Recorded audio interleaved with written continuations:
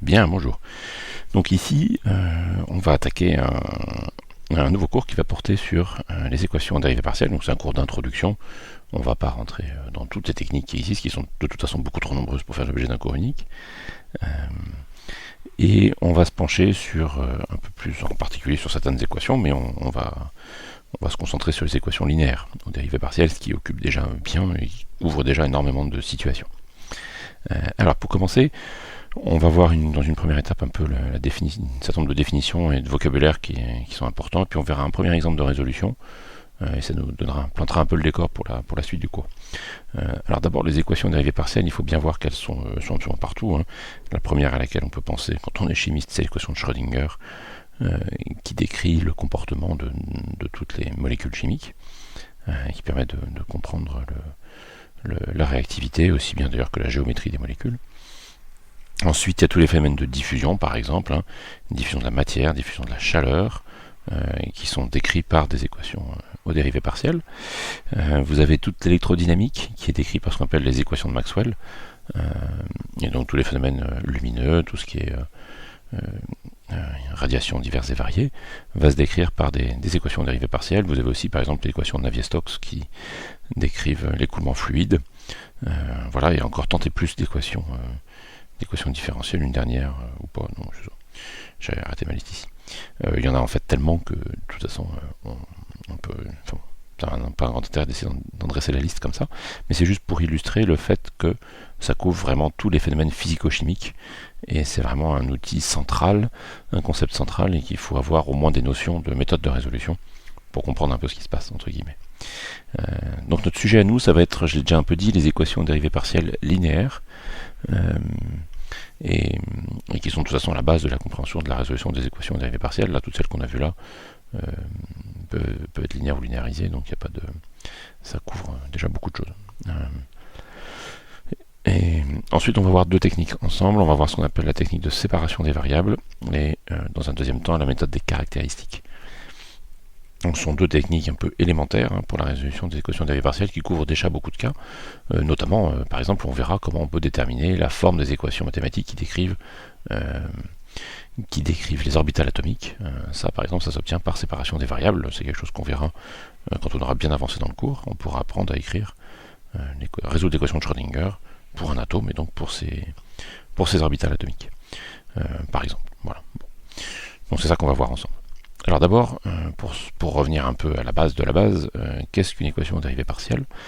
C'est une relation qui va exister entre des variables, deux par exemple ici, x et y, une fonction que j'ai notée u, et les dérivées partielles de cette fonction. Alors ici, la dérivée partielle, pour gagner du temps, enfin gagner de la place en notation, elle va pouvoir être abrégée comme étant u avec un petit x ici, qui veut dire dérivée partielle par rapport à x, u petit y en indice, c'est dérivée partielle de u par rapport à y, avec 2x c'est la dérivée seconde par rapport à x, avec y et y c'est la dérivée seconde par rapport à y, et xy c'est dérivée partielle par rapport à x et par rapport à y, etc. etc.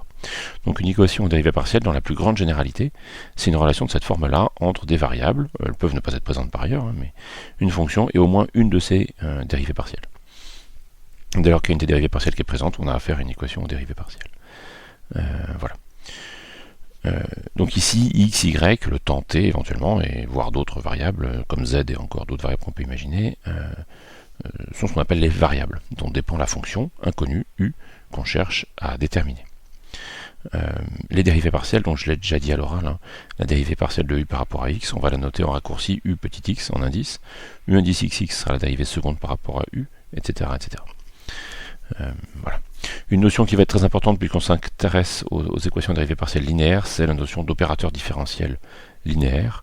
Donc un opérateur différentiel, c'est par exemple du sur dx, c'est un opérateur différentiel, ou bien du sur dx plus d2u sur dx2, ce serait un opérateur différentiel, et il serait linéaire dans ce cas-là. C'est-à-dire quand on prend cet opérateur différentiel, du sur dx, enfin d sur dx plus d2 sur dx2, qu'on l'applique par exemple à mu fois u plus lambda fois v, où mu et lambda sont des nombres, u et v sont des fonctions. L'opérateur est linéaire parce que quand on prend l'opérateur différentiel appliqué au produit d'une fonction par un nombre, c'est égal au nombre fois l'opérateur différentiel appliqué à la fonction. Et la somme, enfin l'opérateur différentiel appliqué à la somme de fonctions, et la somme des opérateurs différentiels appliqués à chacune des fonctions séparément. Donc voilà, donc ça, en fait, c'est la propriété de linéarité, en général, elle est toujours vraie, c'est comme ça qu'on définit la linéarité en maths. D'accord, donc nous, on va s'intéresser à des opérateurs différentiels linéaires, on verra que ce sera très important pour la suite. Donc une équation de dérivée partielle linéaire, c'est une équation qui est le résultat de l'application d'un opérateur différentiel linéaire à une fonction inconnue, et on cherche à déterminer cette fonction égale à f. Donc nos équations de dérivée partielle, celles qu'on va chercher à résoudre, pourront être mises sous cette forme-là, LU égale f. LU égale f. Alors il y a deux situations qui vont être très importantes pour la suite. Si f est égal à 0, donc si on a l'équation L de U égale à 0, on a affaire à ce qu'on appelle une EDP homogène. Je vais commencer à dire EDP d'équation de dérivée partielle parce que rapidement c'est trop long. Voilà. Et si f est différent de 0, donc c'est un nombre ou une fonction, dans ce cas-là on dit qu'on a affaire à une EDP non homogène. Donc c'est les deux grandes situations. Si vous vous rappelez du cours d'équation différentielle, c'est exactement la même terminologie pour la même situation. Il n'y a pas de changement à ce niveau-là. Ensuite, l'ordre d'une équation dérivée partielle, c'est le degré de la dérivée partielle de plus haut degré impliqué dans sa relation là-bas. Donc là, par exemple, si en fermant la parenthèse, on avait une relation qui portait sur ces variables-là, ce serait une équation dérivée partielle d'ordre 2, puisqu'on aurait 3 dérivées d'ordre 2. Il suffit qu'il y en ait une seule pour que ce soit de degré 2. Mais donc l'ordre d'une EDP, c'est le degré de sa dérivée partielle de plus haut niveau. Ensuite, la dimension d'une équation dérivée partielle, c'est le nombre de variables. Ça ici, là, tel que c'est écrit là, c'est une équation différentielle, ou dérivée partielle, pardon, de dimension 2, puisqu'il y a deux variables x et y. Prenons quelques exemples. Si on prend l'équation de la chaleur, ici, vous voyez, écrite dans quelle situation? Dans un cas unidimensionnel pour ce qui est de l'espace, puisque la fonction u ne dépend que de x, d'accord, et en revanche, elle est aussi dépendante de t. On la dérive par rapport au temps et par rapport à x. Donc on voit ici qu'on a affaire à une équation, une EDP, pardon, d'ordre 2, de dimension, et de dimension 2. On a les deux. Et en revanche, elle est non homogène, cette EDP, puisque on a un terme f de x ici. Si on ramène le u de xx de l'autre côté, on aura affaire à un opérateur différentiel qui sera de la forme d sur dt plus grand D fois d2 sur dx2 appliqué à u égale f de x, avec un moins, pardon. Ça fait d sur dt moins grand D fois d2 sur dx2 appliqué à u égale un petit f de x. Donc ça, là, c'est bien une équation non homogène. Le f qui est là, on peut le séparer du reste, et ça nous fait un second membre non nul. Elle est d'ordre 2, puisque la dérivée partielle d'ordre le plus élevé est ici d'ordre 2. Elle est linéaire, puisque cet opérateur différentiel qu'on peut former là est linéaire aussi. Et elle est de dimension 2, puisqu'il y a deux variables, t et x. Autre possibilité, l'équation des ondes. Ici, on voit qu'on a la dérivée partielle par rapport au temps, moins c2 u dérivée partielle d'ordre 2 par rapport à x égale 0. Donc cette fois-ci, on voit qu'à nouveau, elle est linéaire. On voit qu'elle est homogène, en revanche. On a notre opérateur différentiel, là, pour le coup, qui est regroupé et qui est égal à 0 quand on l'applique à u. Voilà. Et à nouveau, on a affaire à une équation d'ordre 2 et de dimension 2. Il y a deux variables tx et elle est d'ordre 2, puisque les dérivées partielles qu'on a, le plus haut degré c'est d'ordre 2, les deux sont de degré 2 du reste ici. Un dernier exemple, c'est l'équation de Korteweg-de Vries. Je ne sais pas si je prononce correctement pour le coup, qui vient de la modélisation des vagues, si ma mémoire est bonne. Ma mémoire est vague. Je m'excuse pour cet humour. Et donc là, on voit qu'on a affaire à cette équation-là, où on voit qu'elle ne va pas être homogène. On a un opérateur différentiel qui est ici, qui ne va pas permettre de ramener le 1 dedans, si j'ose dire. Donc le 1 étant de ce côté-là, on est non homogène. Elle est d'ordre 3, le degré le plus élevé est d'ordre 3, elle est non linéaire, il y a un produit de u par une de ses dérivées, en l'occurrence la dérivée seconde, donc ce terme-là est non linéaire. Donc cette équation-là, elle est non linéaire, non homogène et d'ordre 3. Voilà, ce serait infernal à résoudre, pour le coup on ne va pas apprendre à traiter ces situations-là ensemble. En revanche, ces deux-là, on va apprendre à les traiter, et on voit que ça couvre des cas déjà extrêmement généraux et très importants. La chaleur, les ondes, tout ça, c'est des phénomènes vraiment fondamentaux et très importants dans tous les systèmes physico-chimiques. Ok, maintenant on va en venir à la classification des équations dérivées partielles, particulièrement de celles du deuxième ordre. On va beaucoup se concentrer sur celles du deuxième ordre, parce que on l'a vu, l'équation des ondes, l'équation des diffusions, elles sont d'ordre 2, l'équation de Schrödinger est d'ordre 2, donc c'est vraiment déjà une grande classe de DP qu'on va apprendre à traiter comme ça, et en fait les méthodes qu'on va voir, tant que les équations sont linéaires, on pourra les généraliser. Donc la méthode fonctionne par ailleurs.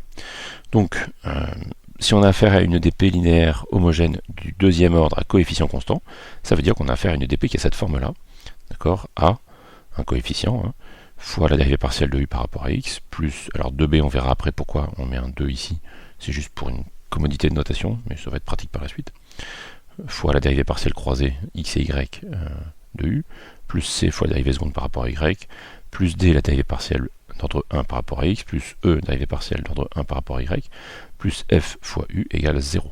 Voilà. Donc ça, c'est la forme des EDP linéaires homogènes du deuxième ordre à coefficient constant. Là-dedans, on va distinguer, ce qui est très important, la partie principale. C'est celle où on a des dérivées d'ordre 2. Donc c'est juste ces trois termes-là.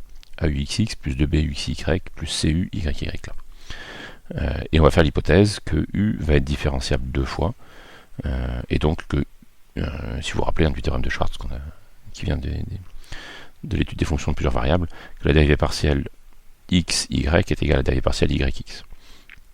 Dans ce cas-là, ce qu'on voit, c'est que on peut réécrire notre système sous une forme matricielle, à savoir que on va appliquer le vecteur, alors là mis en ligne, d sur dx, d sur dy, à une matrice ABC et à un vecteur colonne dx sur dy. Si vous faites ce produit-là, ça va vous donner un opérateur différentiel qui aura exactement la forme A d2 sur dx2 plus 2b d sur dx dy plus c d2 sur dy2. D'accord. Donc parce que là, si on fait alors je le fais conceptuellement là, si on fait le produit de ce vecteur ligne par cette matrice, ça fait a d sur dx plus b d sur dy sur la ligne du haut. Sur la ligne du bas, on va avoir b d sur dx plus c d sur dy. Quand on va faire le produit ensuite par ce vecteur-là, on va reconstituer cette structure-là en l'appliquant à u. D'accord. Donc là, on voit que on a regroupé sous une forme entre guillemets matricielle notre équation en dérivée partielle. Ce qui va nous intéresser, c'est cette matrice ici en fait. Ces opérateurs différentiels, finalement, ils sont standards. Ils n'ont pas grand-chose à nous apprendre en particulier sur notre équation. On sait déjà qu'ils sont là. Ce qui est moins évident, c'est ça. C'est ces ABC là qui fixent le comportement de l'équation. Donc la classification des équations du deuxième ordre, elle est fondée sur cette matrice-là et plus particulièrement sur ses valeurs propres. Alors si ces notions-là ne sont pas claires, je vous rappelle, il faut bien aller revoir le cours sur les matrices. On en a besoin de temps en temps pour résoudre les ETP. Et donc là, tout ce qu'on va dire ici va discuter rapidement de ces valeurs propres. Donc je ne reprends pas ça depuis zéro, on fait l'hypothèse qu'on sait calculer des valeurs propres ici. Donc ici, les valeurs propres, je vais les noter lambda avec un petit i. Si on est d'ordre 2, ici pour la matrice, il y a deux valeurs propres, un lambda 1 et lambda 2. Et on est sûr que ces valeurs propres vont être réelles parce que notre matrice ici est symétrique. On peut démontrer que quand une matrice est symétrique, les valeurs propres sont forcément réelles. Donc cette matrice A, on sait par ailleurs que le produit des valeurs propres, lambda 1 fois lambda 2, est égal au déterminant de A, c'est-à-dire A fois C moins B carré, moins B fois B. D'accord. Donc ça c'est le produit lambda 1 fois lambda 2, il peut s'écrire AC moins B carré. Et à partir de là, on va en tirer la classification des équations de dérivée partielle. Ce qui est très important à voir, et pour qu'on ne va pas le démontrer, c'est que cette classification ne dépend pas du système de coordonnées. Vous pouvez prendre une équation de dérivée partielle dans le référentiel cartésien par exemple et la passer dans le référentiel polaire, mettons, vous garderez la même classification de l'équation de dérivée partielle. Bon, on ne va pas le faire ici, mais ça peut se faire sans... C'est pas compliqué, mais ça prend un peu de temps et ça ne gagne rien pour ce qu'on va faire ensemble. Et donc ce terme AC moins B carré ici va nous donner un classement qui va être complètement analogue avec ce qu'on appelle les coniques. Si vous n'avez pas étudié les coniques, c'est pas grave. C'est juste si vous les avez vus, vous verrez d'où viennent les mots. Sinon, ça n'a aucune importance. De toute façon, on va utiliser les mots tels quels. Donc si ce terme est supérieur à 0, ça veut dire dans ce cas-là que les deux valeurs propres sont de même signe. On se rappelle que ce terme-là, c'est le produit des valeurs propres. Donc si les deux valeurs propres sont de même signe, on a affaire à ce qu'on appelle une équation de dérivée partielle elliptique. La correspondance avec les coniques, évidemment, c'est que c'est une situation qui décrit une ellipse. Si c'est égal à 0, ça veut dire qu'il y a au moins une des valeurs propres qui est nulle. Alors si toutes les valeurs propres sont nulles, il n'y a même pas d'équation. Donc par hypothèse, il y a au moins une valeur propre qui est non nulle. Et dans ce cas-là, on a affaire à ce qu'on appelle une équation de dérivée partielle parabolique. Et l'analogie dans les coniques, c'est une parabole, avec le même type de classification. Et si maintenant les deux valeurs propres, ou les valeurs propres en général, sont de signe opposé, on aura affaire à une équation de dérivée partielle hyperbolique.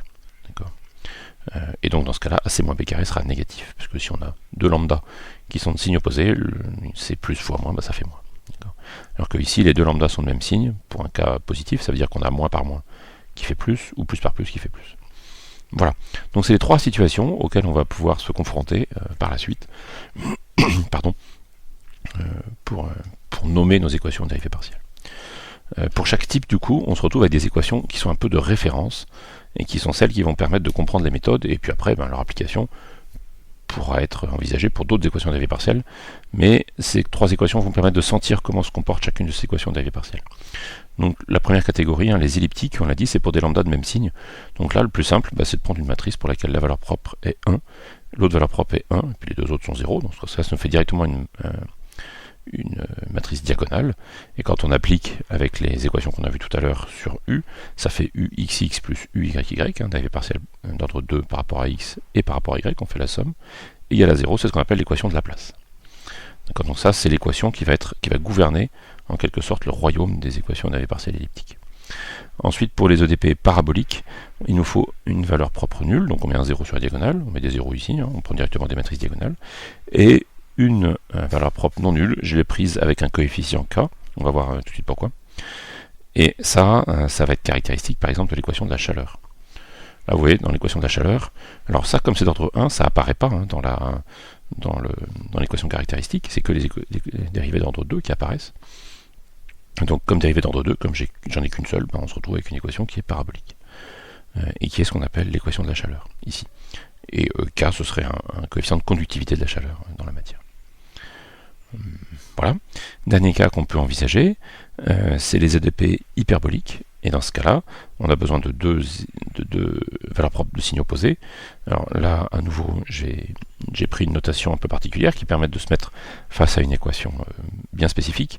On prend moins c carré sur ce terme-là, on prend 1 sur celui-là, et on voit que ça nous permet d'écrire cette équation-là qui est la dérivée d'ordre 2 par rapport au temps de moins c carré fois la dérivée d'ordre 2 par rapport à x égale à 0.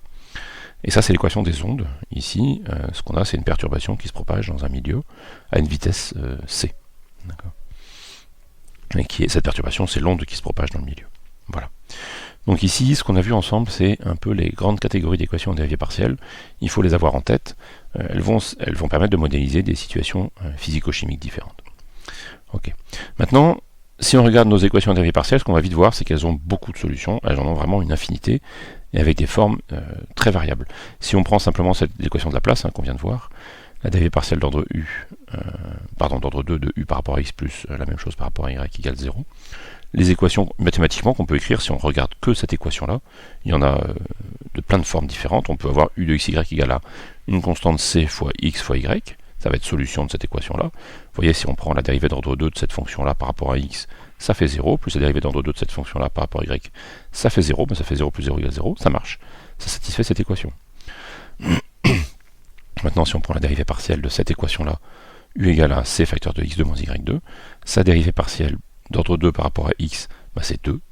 D'accord, donc c'est c fois 2. Sous ce terme-là, la dérivée partielle par rapport à x, il tombe. Celui-là, il donne 2. Donc ça fait 2c. La dérivée partielle de ce terme-là par rapport à y, c'est moins 2. Donc ça fait moins 2c. Donc ça fait c moins 2c moins 2c, ça fait 0. Donc cette fonction-là est solution aussi. Cette fonction-là, alors je ne vais pas toutes les faire dans le détail, mais faites-le dans votre coin pour le vérifier. Sin c, une constante, fois sinus de nx fois cosinus hyperbolique de ny. Pareil, ça va être solution de cette équation-là.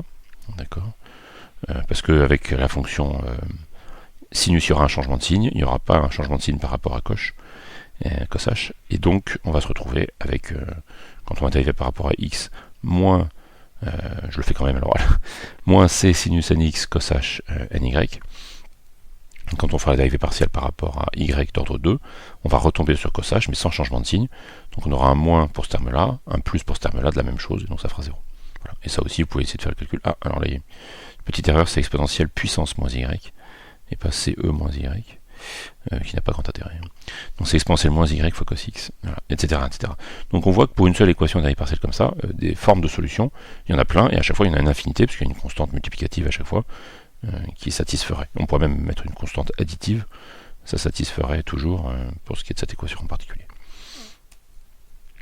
Donc, on voit bien qu'on ne peut pas obtenir une solution d'équation dérivée partielle déterminée uniquement à partir de la forme de l'équation toute seule. Un problème complet va devoir inclure autre chose, il va devoir inclure ce qu'on appelle aussi des conditions limites, si on a affaire à un domaine borné, c'est-à-dire qu'est-ce qui se passe sur les bornes du domaine. Si vous étudiez par exemple le refroidissement de l'eau dans un verre, la question est qu'est-ce qui se passe pour la chaleur sur les bords du verre. Est-ce qu'elle peut s'en aller? Est-ce que votre verre est isolé et que ça bloque le flux de chaleur? Voilà. Donc ça, c'est ce qu'on appelle les conditions limites. Comment se comporte le système sur les bords. Autre aspect important, c'est les conditions initiales. Si on a un problème qui est dépendant du temps, dans quel état est le système au début, quand on commence à résoudre l'équation dérivée partielle à l'instant initial, dans quel état se trouve l'ensemble du système. Donc là, c'est pas juste les bords, c'est la totalité du système qu'on doit décrire par une fonction. Et dans ce cas-là, quand on fixe correctement ces éléments-là, on a une solution unique parmi toute la pléthore de solutions imaginables. Et même la constante sera affectée du coup et prendra une valeur. Au niveau des conditions initiales, donc quelle forme ça va prendre? Ça va s'écrire généralement si par exemple on a un problème de dimension 4, donc x, y, z et le temps. Dans ce cas-là, une condition initiale sera donnée par l'état de la fonction u de x, y, z et t est donné par une fonction connue, u0, de x, y et z seulement. Elle ne dépend pas du temps, puisqu'elle est fixée généralement à t égale 0, parce que c'est le plus simple. Elle est donnée à t égale 0. Et on se retrouve avec un système dont l'état est fixé à l'instant initial, et l'équation dérivée partielle nous permettra d'avoir son évolution au fil du temps. En fait, c'est ça que ça va nous donner. Voilà. Pour ce qui est des conditions limites, c'est ce que j'ai dit, elle fixe les conditions sur les bords du domaine. Alors, en maths, on note souvent les bords du domaine par un déronde de oméga. D'accord. Je ne rentre pas dans les détails du pourquoi, mais vous le verrez tout le temps, donc je l'utilise aussi pour que ce soit pas, surprenant par la suite. On verra trois types de conditions limites. Les premières qu'on va voir sont les conditions limites de Dirichlet. Les conditions limites de Dirichlet vous disent que sur les bords du domaine, la valeur de la fonction u de x, y, z, t qu'on cherche est connue et prend la forme d'une fonction g connue x, y, z, t. Donc la condition limite de Dirichlet, c'est une condition limite où on impose la valeur de la fonction u directement. Ensuite, on a les conditions dites de Neumann, pour lesquelles ce qu'on va fixer, c'est la dérivée de la fonction u normale aux parois du domaine. Donc, je vous renvoie au cours sur les équations aux fonctions de plusieurs variables. Sur les équations fonctions de plusieurs... Pardon, j'y arrive plus. Le cours sur les fonctions de plusieurs variables, où vous voyez la définition de la dérivée normale à une direction donnée. Et là, on considère la dérivée normale par rapport aux limites du domaine.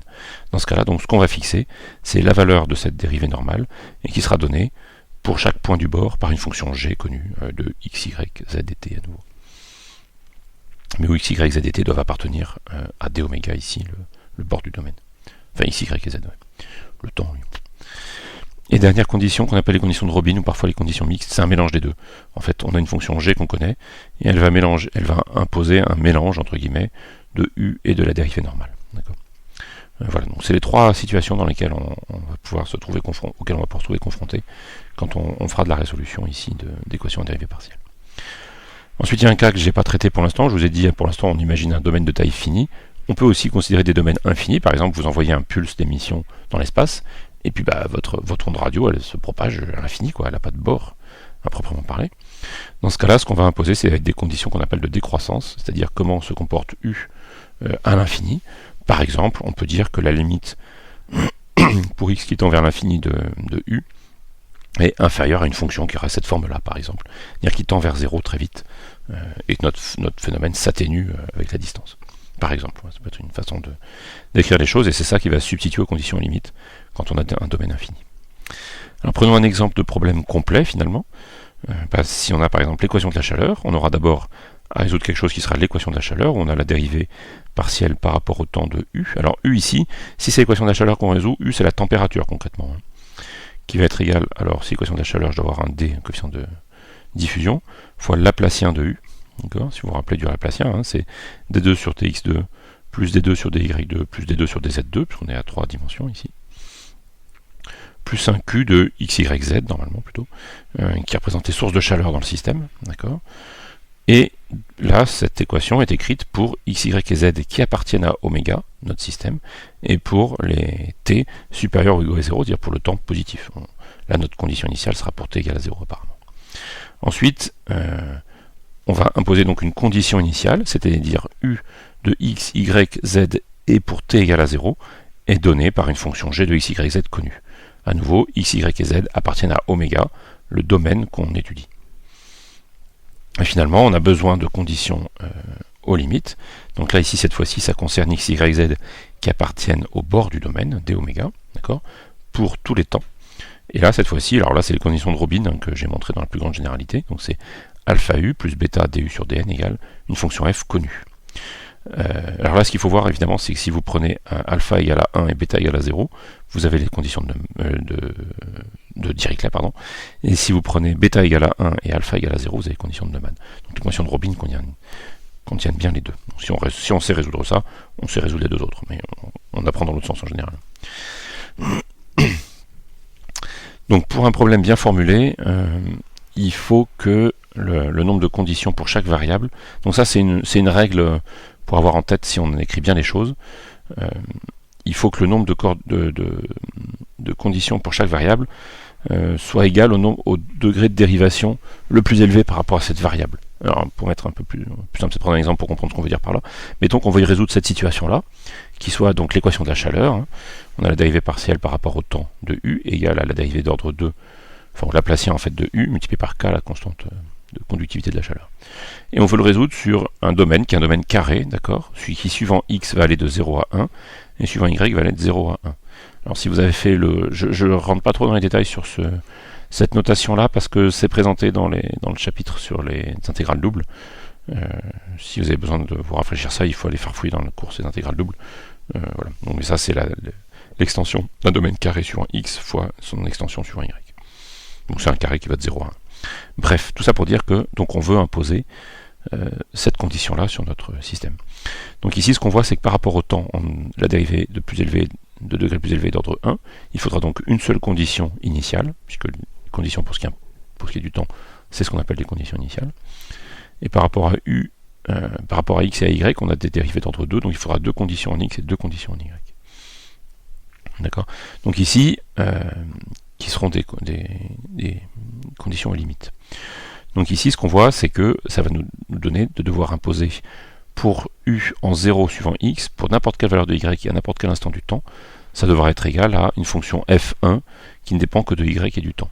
C'est-à-dire que sur le bord inférieur, en fait, sur le bord gauche de votre carré, en x égale 0, on a une fonction f1 de y et de t qui impose le profil de température, par exemple, puisque là, apparemment, on impose la température et pas sa dérivée. Ensuite, pareil, il nous faudra pour le bord droit, donc en x égale à 1, pour n'importe quelle valeur de y et de t, une deuxième fonction qui nous dira comment se comporte la température sur le bord du carré.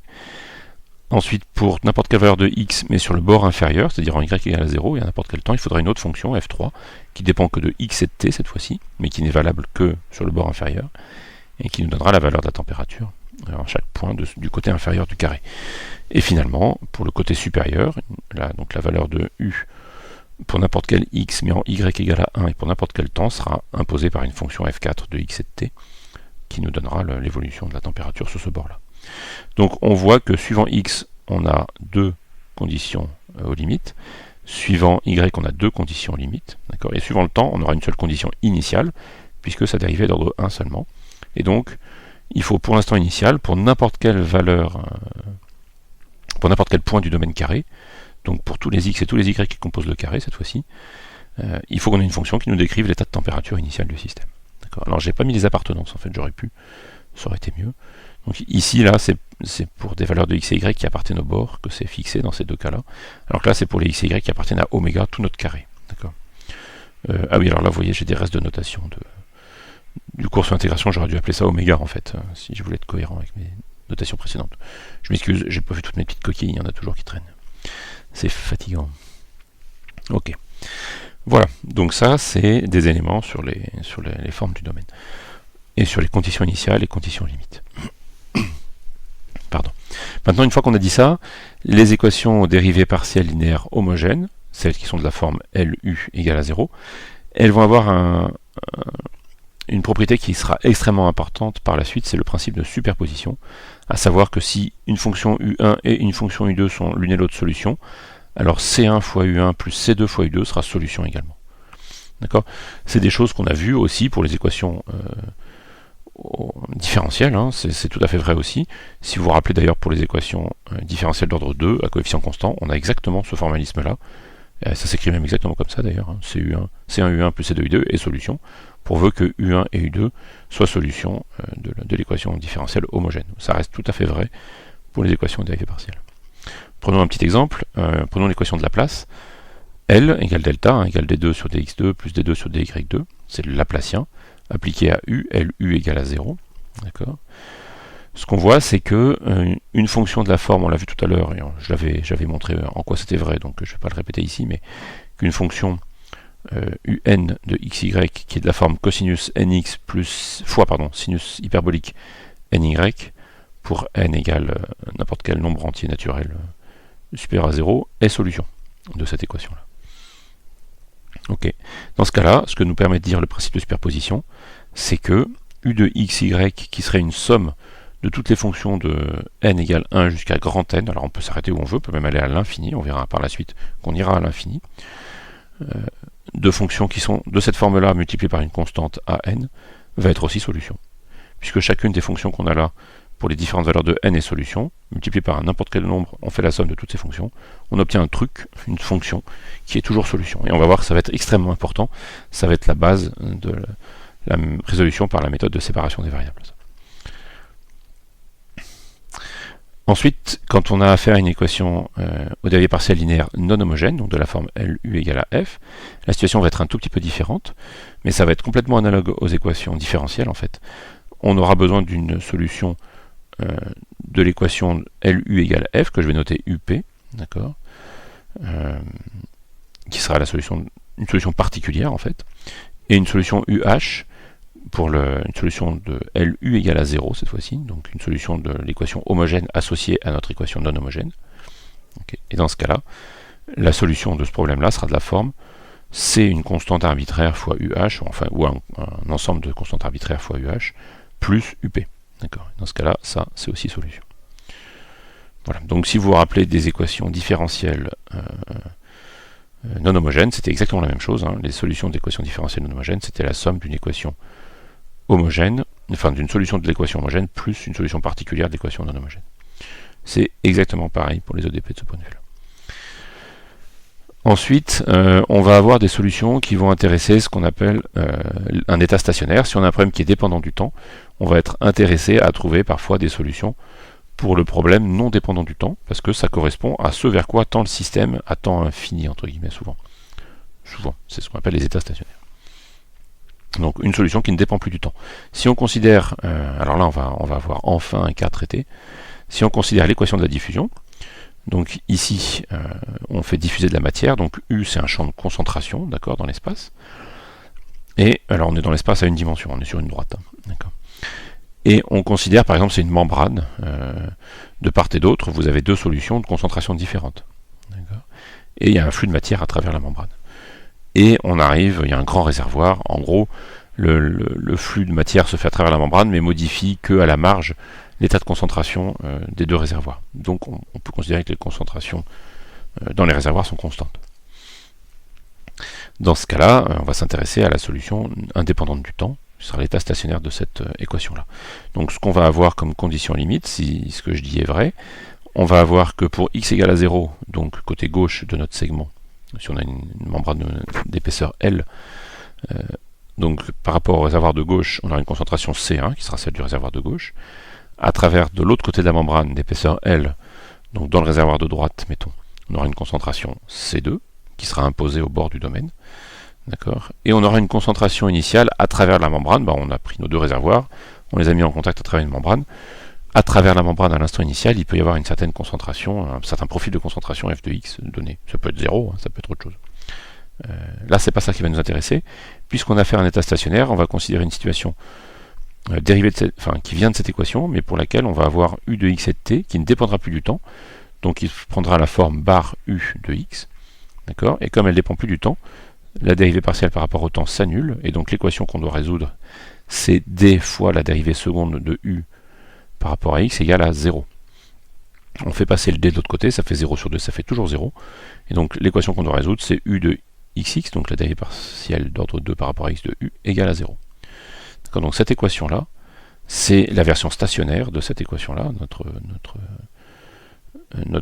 fonction u bar de x, ne dépendant pas du temps, son du sur dt vaut 0.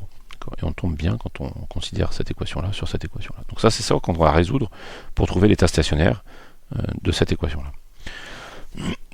Pardon. Donc à partir de là, on a deux intégrations successives à faire pour résoudre ça, c'est très simple. Hein. On intègre une première fois, la primitive de 0, c'est une constante, et on intègre une deuxième fois, je vais noter grand A, on intègre une deuxième fois, ça fait du coup grand A fois x plus b. Donc le profil de concentration, on voit que l'état stationnaire à travers notre membrane, c'est un profil de concentration linéaire. Il faut qu'on trouve la valeur de A et B. Alors intuitivement, on se doute que ça va être une valeur qui va aller de C1 à C2 à travers la membrane. C'est ce qu'on va faire maintenant. Si on prend les conditions limites, ce qu'on sait, c'est que U bar en 0, donc à gauche, là, doit valoir C1. Donc U bar en 0, combien ça vaut? Ça vaut A fois 0 plus B, donc ça vaut B, et ça doit être égal à C1. Donc, grâce à cette première condition limite, on sait que B doit être égal à C1. Ensuite, en L, U bar de L, donc on ne considère pas le temps, mais ça reste la même condition limite, U bar de L doit être égal à C2.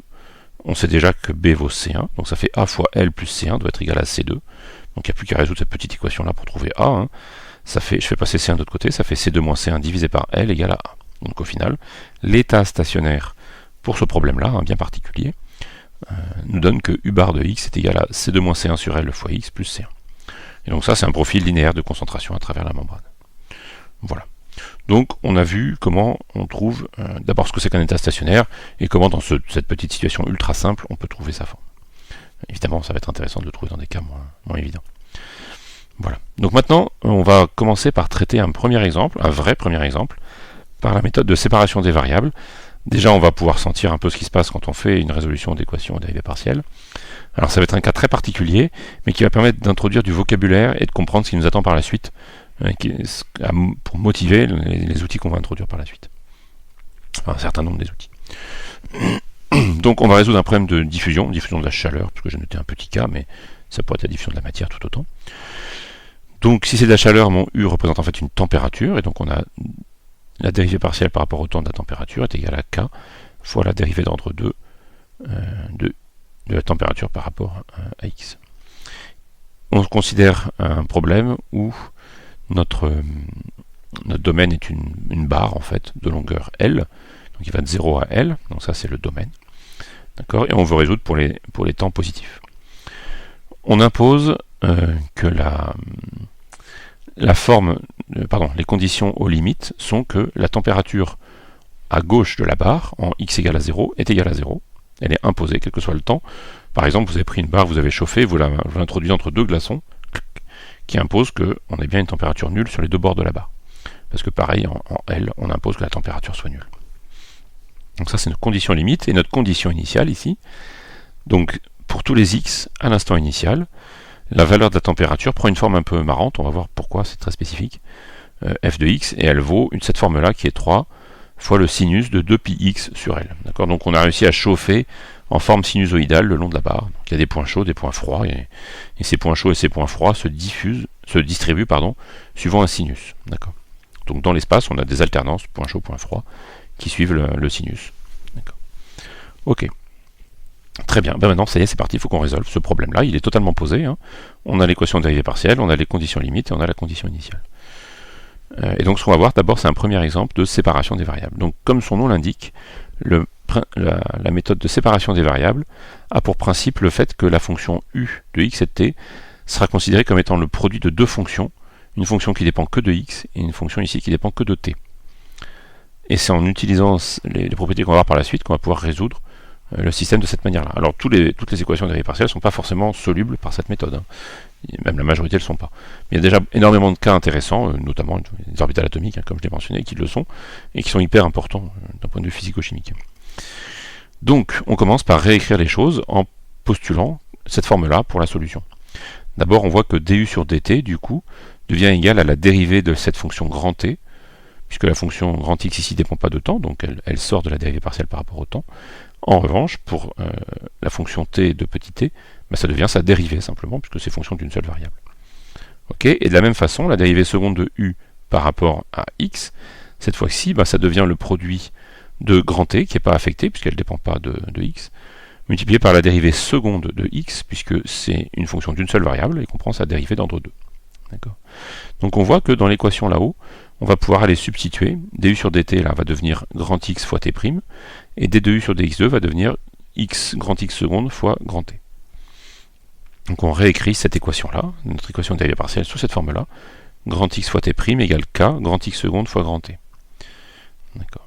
Et maintenant, ce qu'on va faire, c'est qu'on va regrouper ce qui dépend du temps d'un côté et ce qui dépend de l'espace de l'autre. Donc le grand t, on va le faire passer à gauche, ici, ça devient t' sur t. Le grand x, on le fait passer à droite, ça devient grand x seconde sur grand x. Et le k, je le ramène à gauche. Bon, c'est pas, on pourrait le garder à droite, ça n'a pas tellement d'importance, mais traditionnellement, on le met comme ça. Et donc on obtient cette forme-là. Une fonction qui dépend que du temps égale à une fonction qui dépend que de l'espace.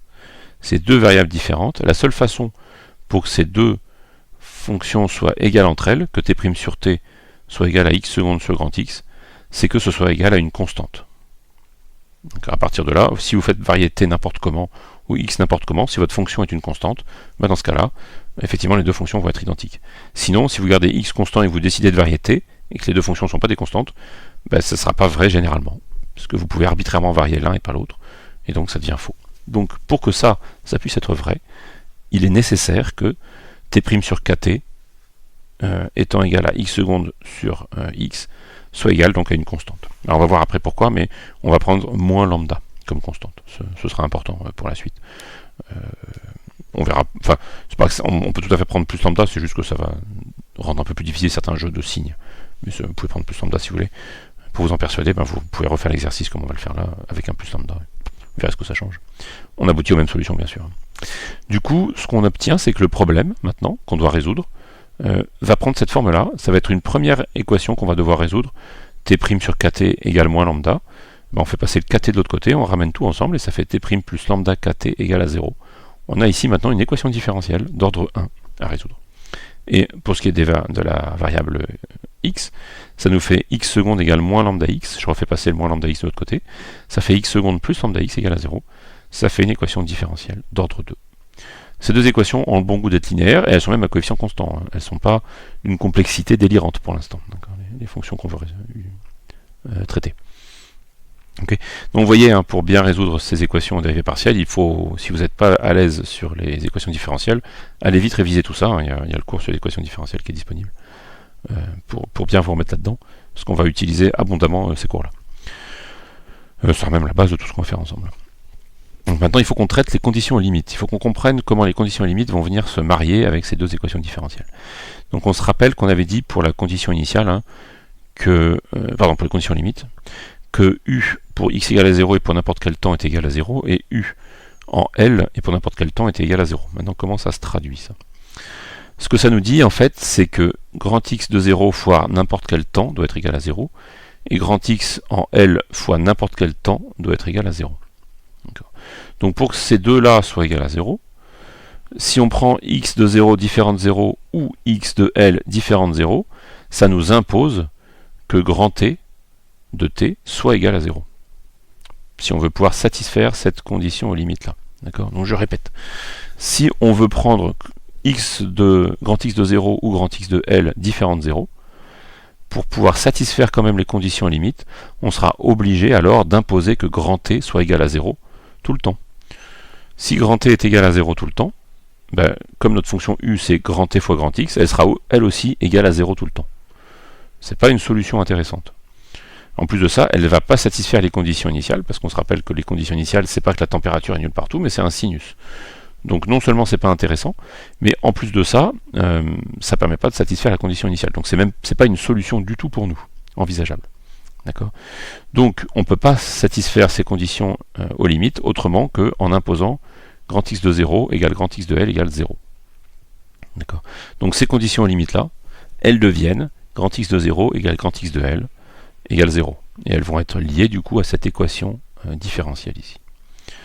Donc finalement, notre problème dans son ensemble, il devient ça. Il devient t' plus lambda kt égale à 0 pour les temps positifs. Et x seconde plus lambda x égale à 0 avec x de 0 égale x de L égale 0. d'accord, et qu'on doit résoudre ici pour les x qui appartiennent à l'intervalle 0L, donc là, notre barre de longueur L. Voilà. Donc maintenant, il faut qu'on résolve séparément chacune des deux équations différentielles. Là, pour le coup, maintenant, on va les traiter séparément.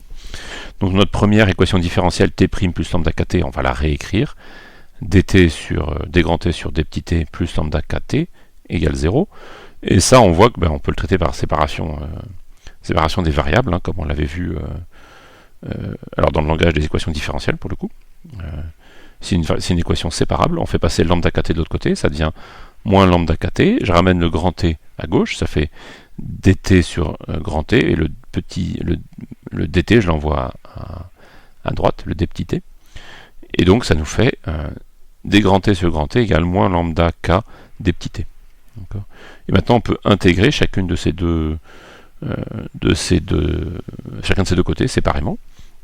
Je ne refais pas tout en détail, parce que tout ça c'est traité vraiment clairement, enfin en tout cas j'espère clairement, mais en tout cas intégralement, c'est le cas de le dire, dans le cours sur les équations différentielles, donc révisez-le si c'est plus tout à fait frais. Et donc la primitive, d'accord, quand on intègre par rapport à grand t ici, ça va être ln de t, et on se rappelle que la constante d'intégration, on a une équation différentielle d'ordre 1, il y a une seule constante d'intégration, on va la mettre du côté de la variable petit t. Et donc quand on intègre moins lambda k, ça nous fait moins lambda kt plus la constante d'intégration. Et finalement, ce qu'on veut, c'est la forme de la fonction grand t, donc on fait passer le log de l'autre côté en prenant l'exponentielle. Exponentielle de ln de grand t, ça fait grand t, et ça devient exponentielle de moins lambda kt plus c.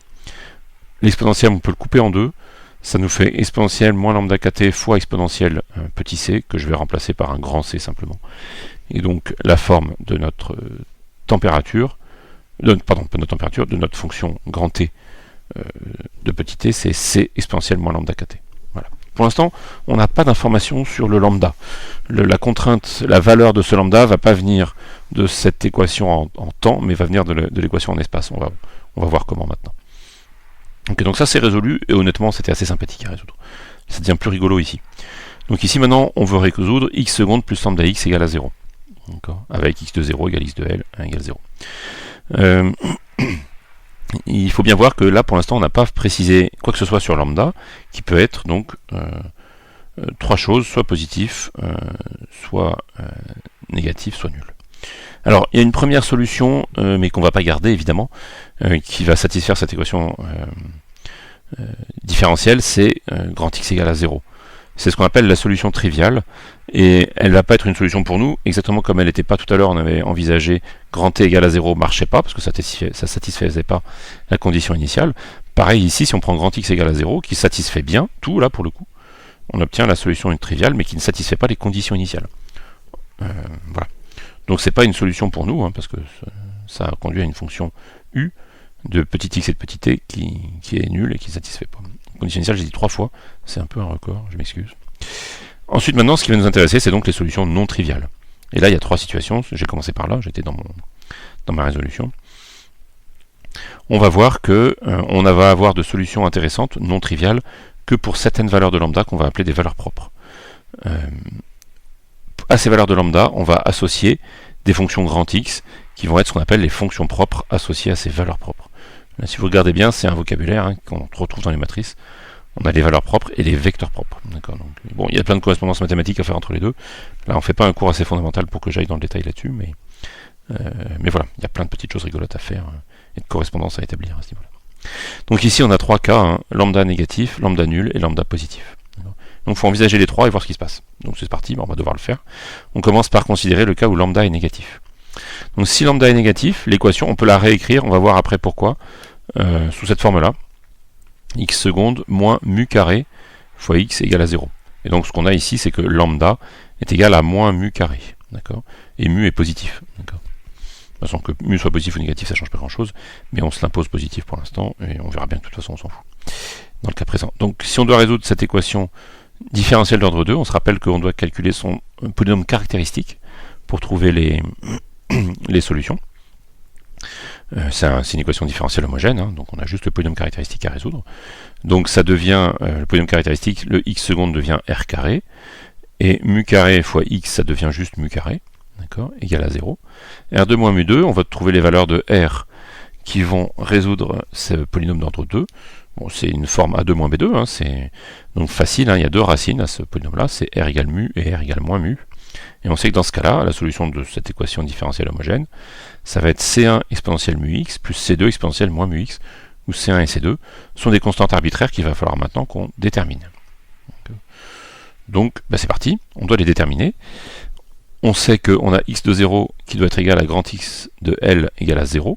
Donc pour x égale à 0, ça fait C1 fois exponentielle 0, ça fait C1, plus C2 hein, de la même façon, donc ça fait C1 plus C2 égale à 0.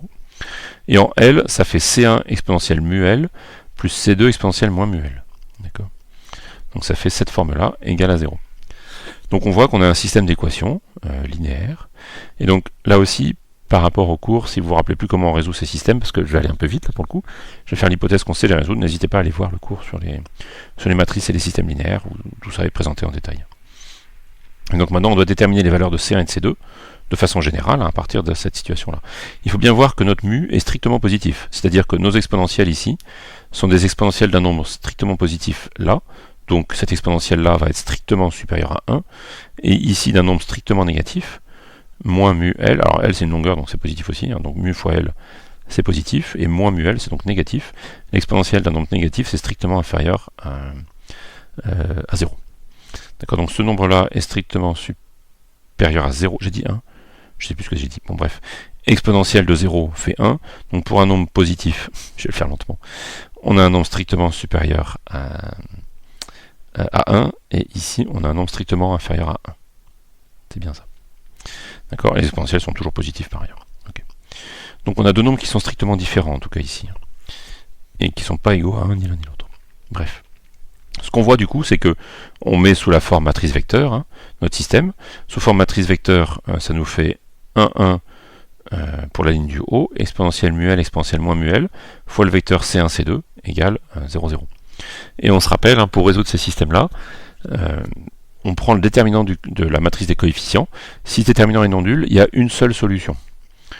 D'accord. Et ici, le déterminant est non nul. Hein. Là, le déterminant, c'est exponentielle moins mu L moins exponentielle mu L. C'est différent de 0. D'accord. Je ne sais pas combien ça vaut, mais ce qu'il y a de sûr, c'est que ces deux exponentielles-là sont différents l'un de l'autre. Donc ce déterminant est non nul. Étant non nul, la solution est unique, et c'est un problème... alors, homogène, à nouveau, le mot homogène correspond toujours à la même chose, hein. C'est-à-dire qu'on a un problème linéaire homogène, deux équations, deux inconnues, égale à 0, 0, donc là, la solution de ce problème-là, c'est nécessairement C1 égale 0, C2 égale 0. D'accord. Si on prend C1 égale 0, C2 égale 0, on se retrouve avec une fonction grand X qui est égale à 0. C'est la solution triviale qu'on a déjà rejetée dans les cas précédents, et donc elle n'est pas solution pour nous. D'accord. Donc, pour lambda est inférieur à 0, on n'a pas de solution à notre équation en dérivée partielle. D'accord, j'espère que c'est clair, hein. Je le résume juste un peu plus rapidement. Quand on prend lambda négatif, on se retrouve avec notre équation différentielle d'ordre 2, avec une solution de la forme C1 exponentielle mu x plus C2 exponentielle moins mu x. Quand on impose les conditions limites, on voit que C1 et C2 sont forcément égaux à 0, et donc c'est non recevable, parce que ça fait la solution triviale. Maintenant, l'autre situation qu'on a ensuite à envisager, c'est lambda égale à 0, c'est-à-dire, cette fois-ci, x secondes égale 0. D'accord. Si lambda est égal à 0, ça fait x secondes plus lambda x égale 0. Lambda égale 0, ça fait x secondes égale 0. Bah ça, on l'intègre deux fois de suite. Hein, ça nous fait une fonction grand X qui est de la forme grand A fois petit x plus b. Okay. Avec les conditions limites, maintenant, il faut qu'on détermine la valeur de A et de b pour voir ce que ça peut donner. Donc x de 0 égale à 0, bah, ça nous fait b égale à 0, ça. Parce que ça fait A fois 0 plus b égale à 0. Ça nous fait juste b égale à 0. Et ensuite, grand X de L égale à 0, ça veut dire que comme b est égal à 0, A fois L doit être égal à 0. Je passe le L de l'autre côté, ça fait A égale à 0. À nouveau, on tombe sur la solution triviale pour l'équation en dérivée partielle. Donc lambda égale 0 n'est pas envisageable pour notre problème. Maintenant, tout ce qui nous reste, c'est lambda positif. D'accord. Avec lambda positif, à nouveau, on va voir tout de suite pourquoi, c'est maintenant que ça va devenir utile. On le pose comme étant lambda égale à mu carré. D'accord. Et donc, notre équation, notre problème se trouve ramené à l'équation différentielle x secondes plus mu carré x. Et cette fois-ci, on sait en revanche que là, ça, ce terme-là est positif, le mu carré. Donc, à nouveau, il faut écrire le polynôme caractéristique pour résoudre cette équation-là. Et donc, le polynôme caractéristique, c'est R2 plus mu2 égale à 0. Et ça, c'est pas une identité remarquable dans l'ensemble des réels.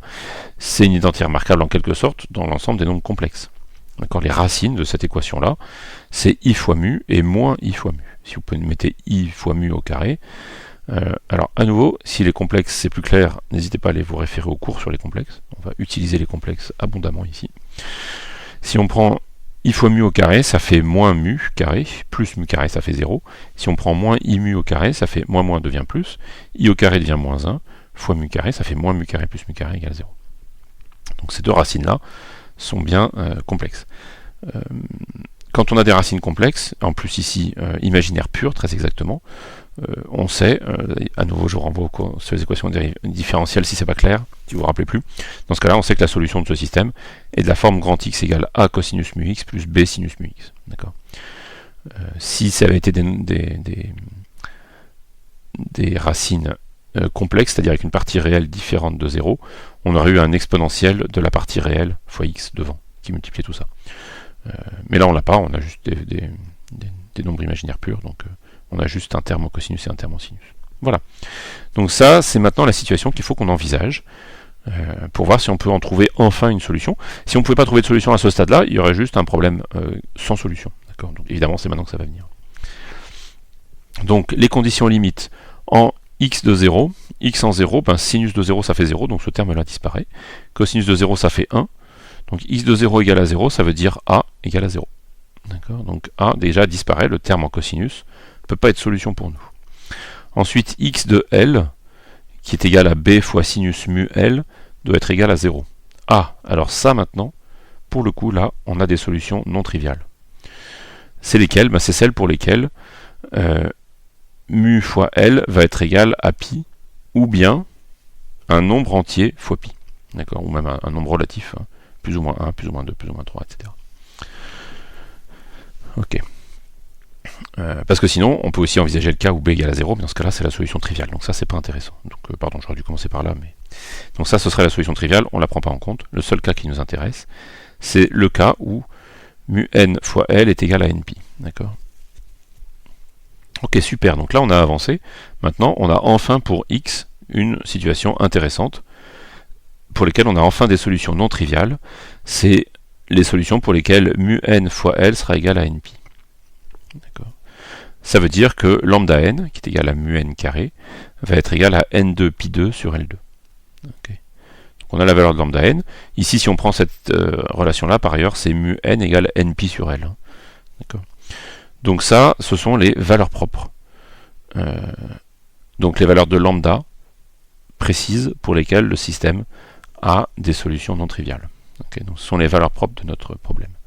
Et les fonctions propres associées à valeurs propres, eh ben, c'est les valeurs de grand Xn, enfin les formes de grand Xn, qui sont donc de la forme sinus de mu fois x, enfin mu n fois x, et le mu n, on l'avait dit, hein, c'est npi sur L. D'accord, fois x. Ok.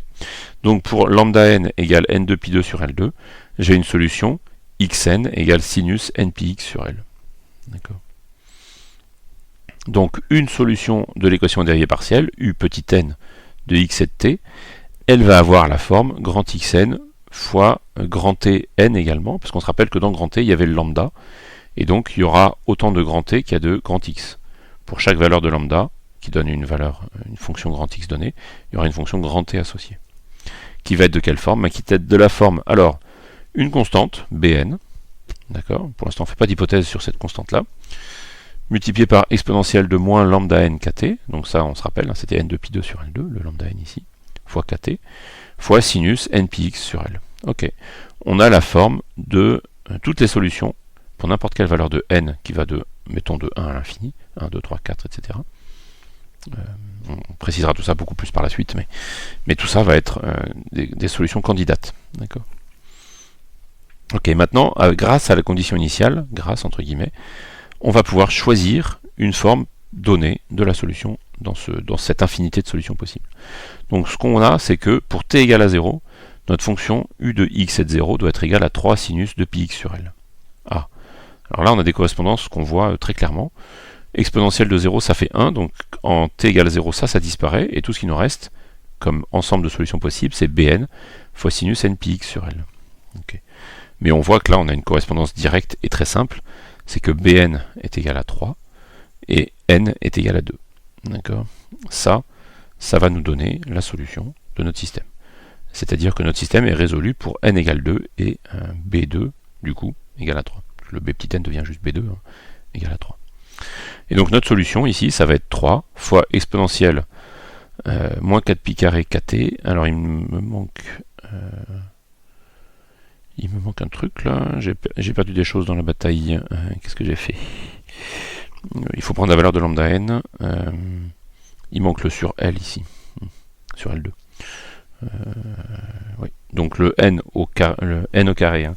Là on se rappelle, hein, je reviens juste en arrière, hein, juste pour qu'on se le confirme tous ensemble, mais le lambda c'était n de pi2 sur L2. D'accord, parce que c'est d'aller trop vite. Donc n de pi2 sur L2, ça fait n2, ça fait 4. Pi2, ça reste pi2 sur L2, qui devrait apparaître là-haut, fois kt. D'accord. Donc là j'ai juste oublié le sur L2. Ok, et dans le sinus, ben, n prend la valeur 2, ça fait sinus de pi x sur L. Voilà, on a résolu notre système, on a bien une fonction unique de deux variables, elle dépend de t et de x. Et elle est le produit de deux fonctions, l'une qui dépend que de t, l'autre qui dépend que de x. Ça veut dire que notre problème était soluble par la méthode de séparation des variables. Encore une fois, je le répète, c'est pas le cas de tous les problèmes du tout. Pas le cas de la majorité, je pense. Voilà, je suis pas assez calé moi-même pour le dire. Mais bref. Voilà, donc on a réussi à le résoudre. Alors, c'est très important de bien voir ce qu'on a fait par la méthode de séparation des variables. On a fait l'hypothèse que notre fonction était le produit de deux variables ici, parce qu'on avait pardon, je reprends. Notre fonction u de x et t était le produit de deux fonctions grand X, grand T, qui dépendaient que d'une variable. Si notre fonction avait été fonction de trois variables, on aurait fait l'hypothèse qu'elle était le produit de trois fonctions cette fois-ci. D'accord. Alors on aurait écrit ça un peu différemment. Mais on le verra le moment venu, parce qu'on va apprendre à le faire. Hein. Donc la solution qu'on a trouvée ici, très facilement, hein, on va voir par la suite, a été facile à trouver parce que la fonction u de x et de 0 était elle-même une fonction propre. Donc ça c'est très spécifique, c'est évidemment pas le cas en général. Rien ne nous garantit que l'état initial du système soit un état propre du système. Donc à partir de là, quand c'est pas le cas, il va falloir qu'on trouve autre chose. Dans le cas général, ce ne sera pas une fonction propre. Mais ce qu'on a vu, c'est que les solutions qui étaient admissibles ici spécifiquement étaient des solutions de la forme somme de n égale 1 à l'infini des bn de un de x et de t, c'est-à-dire somme de n égale 1 à l'infini des bn exponentielle moins lambda n kt sinus n pi x sur L. Et ça va amener des questions qui sont quand est-ce que cette série-là va converger, et donc aura un sens physiquement si elle diverge. Si on fait une somme jusqu'à l'infini de termes et cette somme diverge, elle n'a pas de sens physique. Donc on va se poser des questions sur la convergence d'une série de cette forme. Ensuite, quelles sont les fonctions f qu'on va pouvoir représenter par des séries qui ont cette tête-là. Et alors si vous regardez bien, en réalité, les sinus n pi x sur L et le n venaient de notre condition initiale. C'est-à-dire que notre fonction f, condition initiale, il faut qu'on puisse la représenter par une somme de bn fois sinus, n pi x sur L. Finalement, la convergence de l'exponentielle, là, bon, avec les mains, on peut dire que ça va bien se passer. Puisque c'est moins lambda n kt, les lambdas sont positifs, ce truc-là va tendre vers 0 pour t infini, ça, il n'y a pas trop de problème. A priori, ça ne devrait pas nous jouer trop de tours, on va dire, dans un premier temps en tout cas. En revanche, les sommes de sinus, là, on ne sait pas trop comment ça va se comporter. Si je fais une infinité de sinus, pourquoi est-ce que ça irait vers 0? Donc sa convergence. Et ensuite, pourquoi, plus important encore, ça irait vers f, cette somme de sinus, là, avec des coefficients bn. Donc comment est-ce qu'on peut trouver les bons bn pour qu'ils convergent vers notre condition initiale? D'accord. Donc ça va nous amener dans un monde merveilleux qui est le monde des séries de Fourier, qui sera le prochain chapitre qu'on va traiter ensemble. Donc les séries de Fourier, ça va être des séries de sommes de sinus et de cosinus, en fait, potentiellement, qui sont capables de décrire des fonctions f. Et on verra quelles fonctions f on peut décrire comme ça et comment on peut déterminer les coefficients de ces séries de Fourier, an et bn. Voilà, bon, donc ça c'est pour ce qui nous attend au niveau des séries de Fourier, qui sera le prochain chapitre. Après, ensuite, il va falloir qu'on examine une dernière situation pour comprendre un peu, si vous avez un peu suivi ce qui se passait, on a dit, quand on a une dérivée d'ordre 2, par exemple, par rapport à x, il va nous falloir une condition aux limites, deux conditions limites, pardon, de dimension spatiale, suivant la direction x, pour résoudre le problème. Maintenant, si on prend le problème suivant, on a une géométrie qui n'est pas celle d'un carré, comme on avait imaginé au début, mais celle d'un disque. On veut refroidir un disque, mettons. Et on cherche à résoudre l'état stationnaire, par exemple, pour notre disque, de rayon A. Donc géométriquement, c'est pour tous les ensembles c'est l'ensemble des points x et y. pour lesquels x2 plus y2 est inférieur ou égal à a carré, et a c'est le rayon de notre disque. Et on veut résoudre Laplacien de u égale à 0. Cette fois-ci, il nous faut 4 conditions limites, parce qu'on a la d2u sur dx2 plus d2u sur dy2. D'accord? Donc il nous faut 2 conditions limites suivant x et 2 conditions limites suivant y. Ce qu'il y a, c'est que notre disque, il a l'air d'avoir qu'un seul côté quand même. On ne peut pas dire ce côté-là c'est le côté x, ce côté-là c'est le côté y, on a une seule, on a un seul côté en quelque sorte. Donc là, évidemment, si vous vous rappelez ce qu'on a dit sur les fonctions de plusieurs variables, et notamment les intégrations, etc., on va changer de repère en fait. On va passer en coordonnées polaires. Alors on pourra aller voir la forme du Laplacien, on l'avait vu quand on avait fait les opérateurs différentiels. Mais on va avoir le Laplacien en coordonnées polaires à utiliser ici, et pas simplement le Laplacien d2u sur dx2 plus d2u sur dy2 égale à 0. Mais donc c'est Laplacien de u égale à 0. Et en revanche, et c'est ça juste là-dessus que je voudrais finir, c'est que notre domaine oméga, il devient non plus fonction de x et de y, mais de r et θ. D'accord? Les r appartiennent à r+, ils peuvent prendre n'importe quelle valeur positive. Les θ, eux, sont compris entre 0 et 2π, ou alors entre moins π et π. Là, pour cet exemple-là, je me suis pris entre 0 et 2π. Ça peut être plus intéressant d'être moins π et π. Enfin bon, là, ça dépend des situations. Il ne faut pas généraliser. Je veux juste qu'on voit un cas en particulier là maintenant. Et puis, voilà. Mais donc ici, donc ce sera l'ensemble des r et θ, tel que r sera compris entre 0 et 2. Enfin entre 0 et a d'ailleurs plutôt. Je sais pas pourquoi j'ai mis 2 là. C'est un copier-coller rapide. Si on veut être la même situation qu'ici, c'est pas 2, là c'est a. D'accord? Et θ, lui, doit être compris entre 0 et 2π. J'ai trouvé un copier-coller malheureux là. Bizarre, cela dit. Ok, donc R doit être compris entre 0 et A, et θ doit être compris entre 0 et 2π. Et là, on voit que, en coordonnées polaires, on a bien un rectangle. On a bien 2 bornes en R et 2 bornes en θ. D'accord? Donc effectivement, on aura bien 4 frontières. On aura une première frontière qui sera pour R égale à 0, et donc pour laquelle θ sera compris entre 0 et 2π. D'accord? On aura une deuxième frontière pour R égale à A, d'accord, avec θ qui pourra varier entre 0 et 2π, et ça ce sera le pourtour du disque pour le coup. Et après on aura une frontière pour alors là aussi, est-ce que je me suis, non c'est bon ça. On aura une frontière pour n'importe quelle valeur de R entre 0 et A, là j'ai bien écrit, c'est bien, mais pour θ égale à 0, et une frontière pour R compris entre 0 et A, mais pour θ égale à 2π. D'accord. Alors on voit bien, quand on prend θ égale à 2π, ça nous a ramené au même endroit que θ égale à 0. D'accord. Donc, néanmoins, on va traiter ça séparément. Pour R égale à A, je ne sais pas si vous entendez mes enfants qui braillent derrière, j'espère que ça ne vous perturbe pas. Pour R égale à A, d'accord, sur le pourtour du disque, et il nous faudra une fonction de θ, et uniquement de θ, qui sera la distribution de température, par exemple, si on prend des conditions où on impose la température, sur la limite du disque. D'accord. Donc là, ce sera tout à fait des types de conditions limites qu'on a vues jusque-là. En revanche, en θ égale 0 et θ égale à 2π, cette limite est artificielle, elle est liée uniquement à notre référentiel. Donc là, il n'y a aucune raison qu'il y ait une vraie condition limite, entre guillemets. Ce qu'on peut faire comme hypothèse, en revanche, c'est que la fonction u et que sa dérivée normale au rayon soit continue. Il n'y a pas de raison qu'il y ait un saut, sous prétexte qu'on a placé notre repère dans un sens ou dans un autre.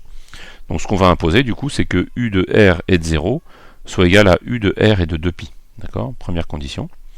Et ensuite, que la dérivée partielle par rapport à θ en 0 et en 2π, pour n'importe quelle valeur de r, soit égale aussi. Et donc ça nous fait ce qu'on appelle des conditions limites périodiques, et qui sont liées uniquement au changement de repère, mais qui vont permettre de résoudre le système du coup. Et ensuite en R égale à 0, là on va faire une hypothèse que U est fini, par exemple, et ça nous permet de dire dans ce cas-là que pour R qui tend vers 0+, on veut que U de R reste non divergent. Ça va permettre d'exclure certaines solutions divergentes qui n'ont a priori pas de sens physique. Voilà. En gros, c'est ça. Donc on voit ici que quand on modifie la géométrie, ça modifie la façon même d'écrire les conditions limites par rapport à ce qu'on imaginait jusque-là. Et on voit qu'elles vont pouvoir être traitées de façon différente. On voit apparaître, j'aurais dû le mettre en bleu, la notion de conditions limites périodiques, qui sont très importantes sur les situations dans lesquelles on se trouve. Voilà. C'est tout pour aujourd'hui. On va voir par la suite, progressivement, les séries de Fourier, comment on va pouvoir utiliser les séries de Fourier, et puis après on verra des harmoniques sphériques, voilà, des notions nouvelles, pour traiter des cas différents dans différents repères. mais une chose après l'autre. N'hésitez pas à revoir ce cours calmement pour bien le comprendre. Tout le vocabulaire introduit ici, on va le réutiliser, et bien comprendre ce qui s'est passé au niveau de la méthode de séparation des variables dans ce qu'on a vu là, va aider à préparer toute la suite, donc il faut vraiment bien retenir tout ça. Voilà. Je vous dis à bientôt pour la suite de nos aventures. Au revoir.